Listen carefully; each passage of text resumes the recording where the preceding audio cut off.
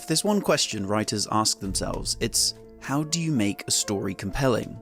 Now, there are literally thousands of authors, books and classes that offer their own methods to answer this question, but David Edgar, the renowned British playwright, suggests that a key component to achieving a compelling story lies in something called dramatic action. A dramatic action consists of a project, someone sets out to do something, followed by a contradiction or reversal, a clause beginning with the word but. So for instance, the project of the Achilles story is his mother's ambition to arm him for a life of military glory, but her means of doing this is the very thing that brings about his untimely death. On a scene-by-scene basis, dramatic action is where scenes stop being boring, in other words about nothing, and start being interesting or about something. To translate the above text for a more modern context, when a character has a project or goal and they encounter a contradiction or obstacle, they make a choice to pursue their goal despite the obstacle and must face the consequences. Now with that in mind, let's look at Wisecrack's new video on the Snyder Cut. In it, they argue that Snyder makes use of dramatic action where Whedon or the studio didn't, thus enhancing the characters, their actions, and by virtue of these, the story. And according to them, this is where the Snyder Cut went right. However, as I was watching the video and thinking over the examples they used, I couldn't help but feel something about it just didn't sit right.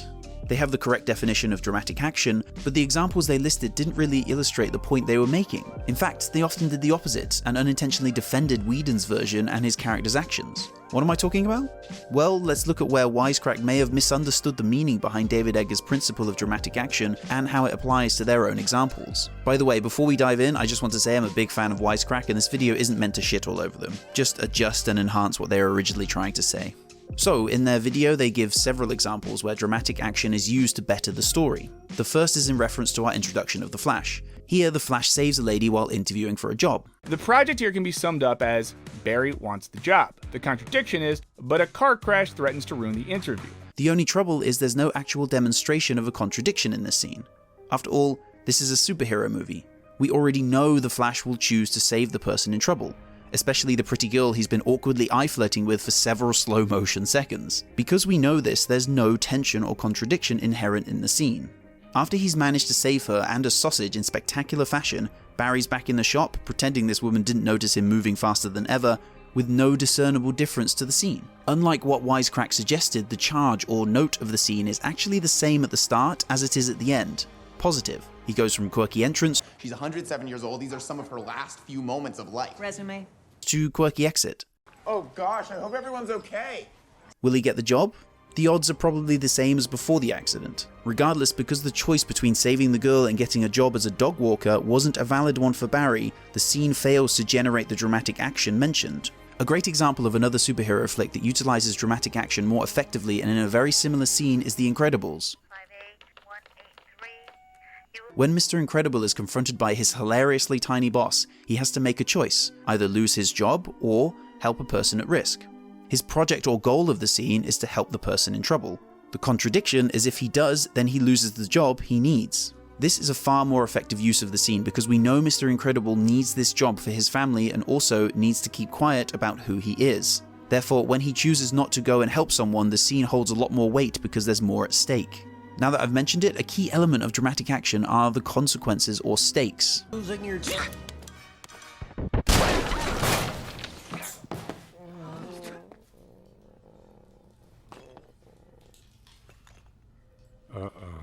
And dark ones at that, which is why dramatic action is used most commonly in tragedies. Essentially, if there are no believable consequences to a character's actions, then there's less tension in whether they will or won't commit it. That said, if Snyder wanted to use dramatic action to elevate the Flash in this scene, then he would need to have Barry give up his chances at getting the job to save the girl, and we need to know why getting this job is so important to him. Perhaps he's saving up to get his father a proper lawyer, for instance. He would then need to show him down on his luck because being a superhero, while rewarding and awesome, also comes with consequences or responsibilities. I wonder if you can think of another superhero film that effectively makes use of this contradiction between hero and human. Wisecrack are right though, Flash's actions do set the tone for what's to come with his character, just not in the way they think. In the final scene, the same as in his introduction sequence, the Flash is alleviated from making a choice that will damage him by virtue of a forgiving plot. In other words, Flash is able to save the world just as he was Iris, except now he turns back time, breaking the rules. This would be a perfect time for a contradiction, because not only would messing with something as volatile as time incur consequences, but doing so would force Barry to choose and live with the results. Flashpoint Paradox style. Now, Wisecrack suggests that The project of this scene can be summed up as Barry needs to stop the apocalypse, and the contradiction would be, but he'll need to overcome his injury and his own physical limits to do so. Again, this isn't really a contradiction or true obstacle because 1. Barry doesn't have to make a choice between 2 valid options that will reveal his character. 2. He's not put under sufficient pressure to make a choice because the consequences of the time travel are never established or reinforced. Neither is using so much of the Speed Force that he can heal himself. And 3. Barry's contradiction is physical, not emotional, and thus easily resolved. Because of this, the dramatic action in the scene isn't very effective. In fact, Barry can now actually time travel, heal himself, and take an incredible amount of damage without any consequences or apparent struggle. Wisecrack then goes on to say that his proper emotional arc is aided by the use of dramatic action in the fight's climactic finale. However, and maybe it's just me, but not only does this scene not utilize dramatic action properly, but it doesn't appear that Barry has an arc here either. I mean, he went from nerdy loner kid to nerdy kid who's now in a bona fide superhero team but was still able to save the day relatively, well, easily. Further, Wisecrack states that the world would have been destroyed If Barry didn't overcome his weakness... Wait, what weakness? Emotionally, Barry's only weakness was that he doesn't have any friends. I need friends. Otherwise, he doesn't have one. Unless by weakness you mean he can physically be hurt. Then sure. Except we've already established he can repair himself at will without cost and doesn't have to struggle to break the rules of time, so that's not really a weakness either.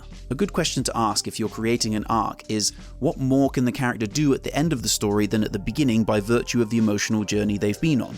Or, how is a character held back by his weakness in the beginning and not at the end? This displays a physical representation of inner change.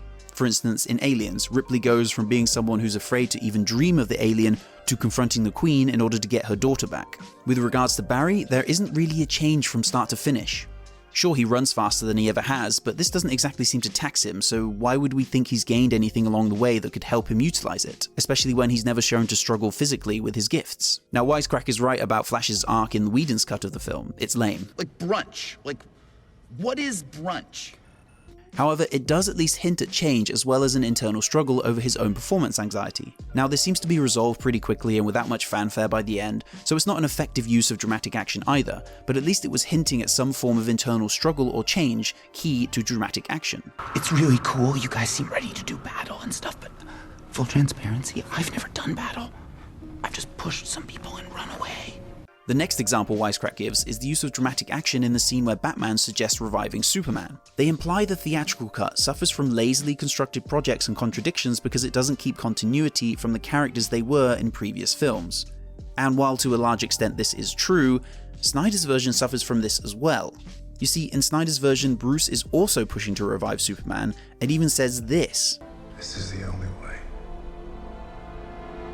There are 6, not 5. There's no us without him. Huh? Surely a line like that flies in the face of the Batman we saw in the last film as well, doesn't it, Wisecrack? The difference between the two versions of the film is that in the theatrical cut, it's Bruce's idea to revive Superman, and there's much more pushback from the rest of the team, particularly Diana. Ironically, this is a scene with more dramatic action than Snyder's version. Wait, what? Surely not, right? Well, let me explain. In Whedon's cut, Diana arguing back is the contradiction that creates tension. In both scenes, the project or goal is to revive Superman, except in Snyder's version there isn't a contradiction because they all just agree and then go and do it. At least in Whedon's cut, they argue more over the ethics and necessity of bringing back someone from the dead. Pet Cemetery. If Snyder wanted to truly utilize dramatic action as it's originally intended by David Edgar, then perhaps having Superman be revived into his Pet Sematary form and stay that way would have incurred the tragedy at the heart of most dramatic actions, although that probably wouldn't have made for a very upbeat ending. The third example they'd look at is Aquaman, suggesting that the future King of Atlantis' project or goal and contradiction were again lazily constructed because Whedon's cut was trying to cram in a whole character arc into one scene. Well, no duh. Of course it was. The film had to be 2 hours long and the editors had to cut scenes from Snyder's behemoth that were, relatively speaking, redundant. And they did. Instead of 4 cool scenes which don't really tell us much about Aquaman, we get one scene that tells us enough. It's not convincing or effective, don't get me wrong, but it is enough to set the stage. Want to know a lazy contradiction, Wisecrack?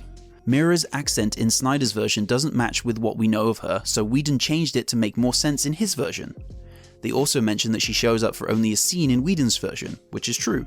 However, pretty much the same is true in Snyder's cut, with her all but disappearing after the bubble scene and saying almost the exact same thing anyway. Except again, Mira's continuity is better in Whedon's cut because her parents aren't, dead. The final example they give is of Cyborg. Here, Wisecrack is a lot more accurate in the application of dramatic action to define the half-man, half-machine's emotional arc, suggesting that the contradiction or obstacle standing in Cyborg's way at the end is the Mother Box's offer of returning his parents to life and himself to his body, pretty much the thing he wanted all along. By rejecting it, Cyborg accepts himself as a half-man and half-machine, and his place as a worthy hero on the team. Now, while their interpretation of dramatic action is more accurate here, what they leave out is the problem with this scene.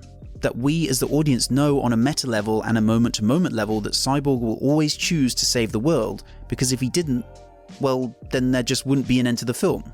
Because his choice wasn't really between two valid options like it was for Mr. Incredible and Spider-Man, then it lessens the tension of the scene. If, for instance, the entire world, all life, wasn't at threat and the only place that would be destroyed by the explosion was the barren country they're fighting in, as well as the Justice League, then Cyborg may have been a lot more tempted to choose it. Just an idea. And finally, Wisecrack goes on to conclude that both Barry and Cyborg's emotional journeys stem from and directly influence the plot, implying that this makes them much more organic. When in reality, the plot needs both Barry and Victor to do these things, otherwise all life is screwed and the film ends on an even darker note than it already does. Who's gonna give you a reach around?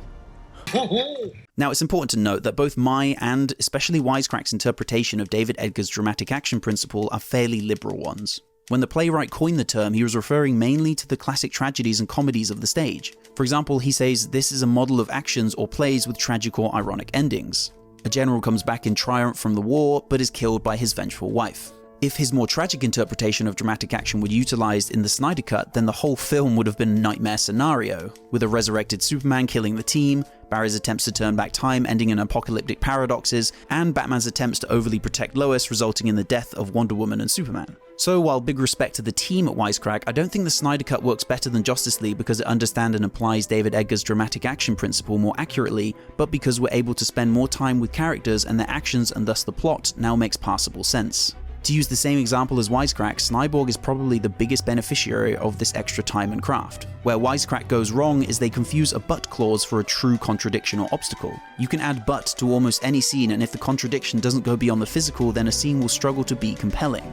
If you want to use dramatic action as it was meant by David Edgar to make his story more compelling, then you can do so by making the protagonist choose between two valid options, place consequences on those options so his decisions have real weight and make the outcome unexpected, or, as David Edgar himself suggests, dramatic action relies for its power on the tension between the requirements of the plot and the nature of character. In other words, stories become interesting either when characters act counterintuitively to what is expected of them, or the world around them acts counterintuitively to how the characters expect it will. It's in this gap, as Robert McKee calls it, that story goes from being bland to compelling. He must be Peter. Anyway, I hope the team at Wisecrack are good sports about the video and about me using the contradiction clause from David Edgar against them. Thanks so much for watching, and remember to like, share, comment, subscribe, dance, love, and all that other good stuff.